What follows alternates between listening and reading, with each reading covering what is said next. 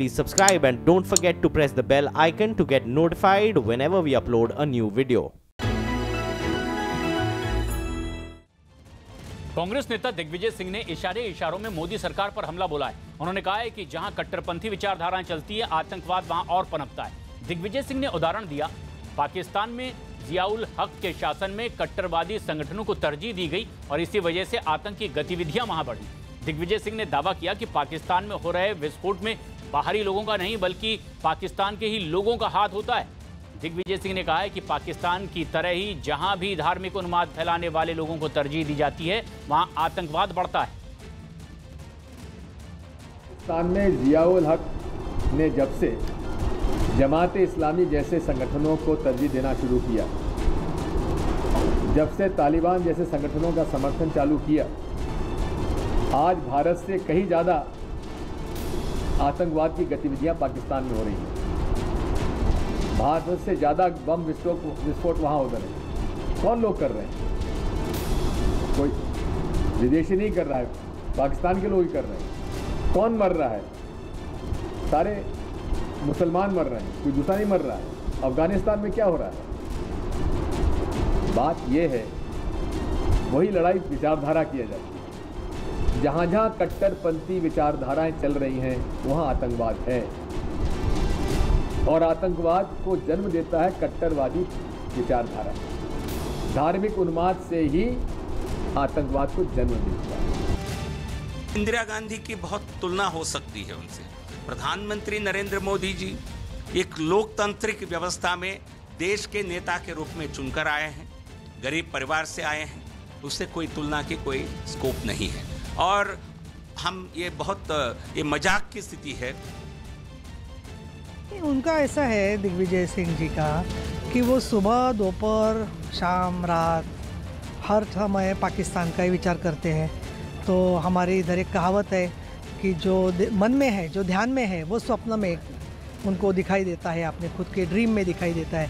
तो उसी तरीके से उनको पहले तो याद पाकिस्तान आता है।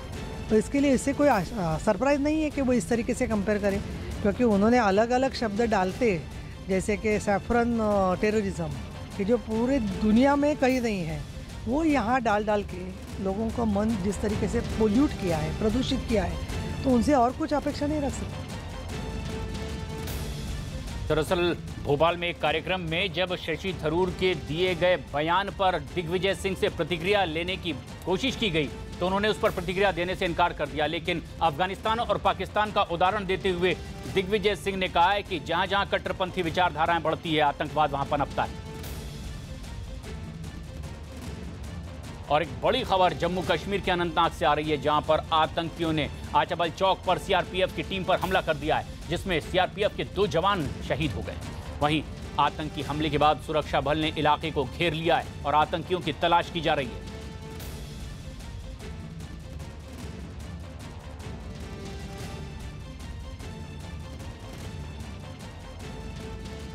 सीआरपीएफ और पुलिस बल पर आतंकियों का यह हमला, इसमें सीआरपीएफ के 2 जवान शहीद हो गए।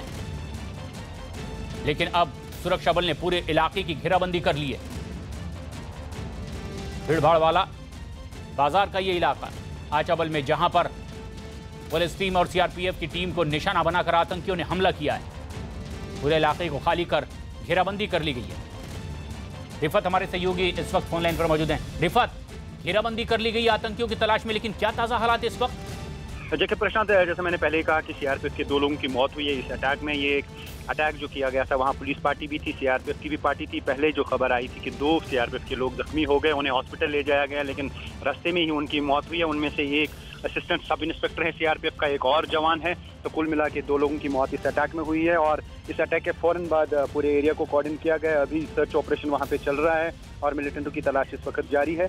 लेकिन पूरे जो है आचबल चौक में जो है वहाँ तनाव बरकरार है। 2 जवान शहीद हो गए हैं सीआरपीएफ के और ऐसे में पूरे इलाके की घेराबंदी कर ली गई है। लेकिन ये किस तरह का इलाका है? क्या यहाँ पर आवाम भी इसकी चपेट में आ सकती थी? देखिए मैं आपको बता दूं, ये जो इलाका है ये बिजी इलाका रहता है, लेकिन आज ज़्यादा मूवमेंट नहीं थी क्योंकि आज हड़ताल की भी कॉल थी और यहाँ पे जो है ज़्यादा मूवमेंट लोगों की नहीं थी।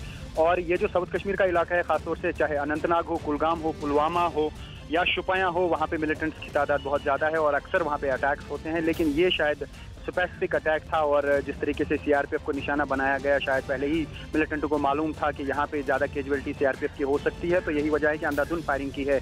काफ़ी मिनट तक ये फायरिंग जारी रही है और बाद में हवा में भी सिक्योरिटी फोर्सेज ने फायरिंग की, लेकिन बाद में पता चला कि 2 सीआरपीएफ के लोग जो है वो गंभीर रूप से घायल हुए हैं। उन्हें हॉस्पिटल पहुँचाया गया, लेकिन हॉस्पिटल पहुँचाते पहुँचाते उनकी मौत हुई।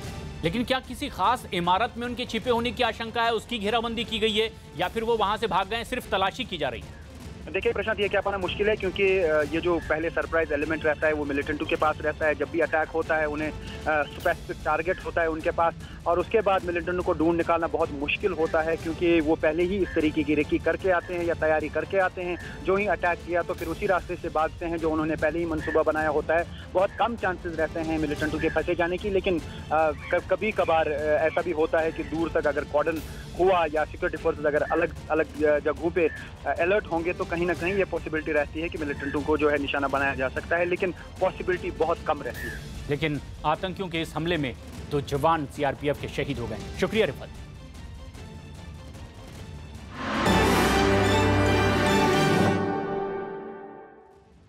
जम्मू कश्मीर की पूर्व मुख्यमंत्री महबूबा मुफ्ती ने केंद्र सरकार पर बड़ा हमला बोला है। उन्होंने बीजेपी और मोदी सरकार पर हमला बोलते हुए धमकी दी कि अगर केंद्र ने उनकी पार्टी यानी पीडीपी को तोड़ने की कोशिश की तो जम्मू कश्मीर में 87 जैसे हालात खराब हो जाएंगे।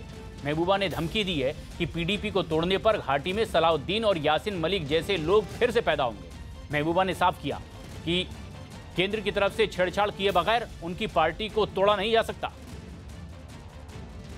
अगर दिल्ली ने 27 की तरह जिस तरह 87 में उन्होंने यहाँ के अवाम के हुकूक पे वोट पे डाका डाला, अगर इस किस्म की कोई तोड़फोड़ की कोशिश की गई तो मैं समझती हूँ जिस तरह 87 में एक सलाउद्दीन एक यासीन मलिक ने जन्म लिया, अगर आज उन्होंने किसी किस्म की दिल्ली के बगैर कोई तोड़फोड़ नहीं हो सकती है।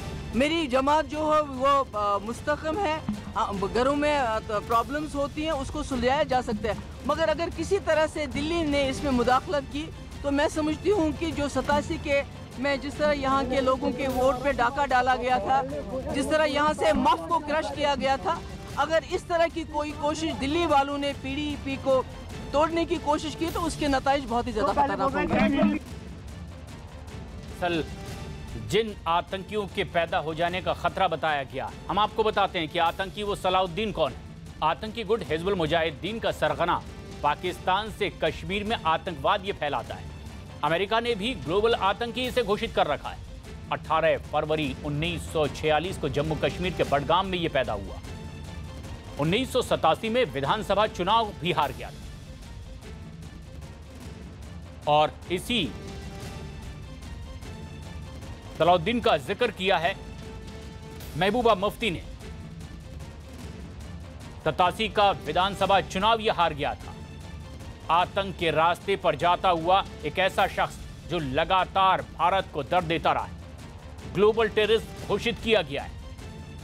उसी सलाउद्दीन का जिक्र जम्मू कश्मीर की पूर्व मुख्यमंत्री महबूबा मुफ्ती ने किया।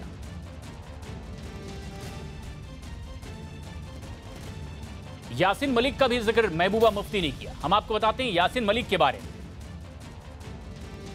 कश्मीर का बड़ा अलगाववादी नेता है, जम्मू कश्मीर लिबरेशन फ्रंट का ये चेयरमैन है। 1987 में 4 सुरक्षा कर्मियों की हत्या का ये दोषी है। साल 2002 में कोटा के तहत गिरफ्तार भी किया गया था। पाकिस्तानी आतंकियों से संबंध रखने का इसके ऊपर आरोप है। सलाउद्दीन और यासिन मलिक का जिक्र पीडीपी नेता ने किया। महबूबा मुफ्ती के बयान पर जम्मू कश्मीर के पूर्व मुख्यमंत्री और नेशनल कॉन्फ्रेंस के नेता उमर अब्दुल्ला ने भरोसा दिलाया कि पीडीपी के टूटने से घाटी में कोई नया आतंकी नहीं बनेगा। उमर अब्दुल्ला ने ट्वीट किया और लिखा, मैं आपको साफ तौर पर यह यकीन दिलाना चाहता हूं, याद दिलाना चाहता हूं कि पीडीपी के टूटने से कोई नया आतंकी नहीं बनेगा। लोग उस पार्टी के अंत पर शोक नहीं मनाएंगे जिसका निर्माण दिल्ली में कश्मीरियों के वोट को बांटने के लिए हुआ था।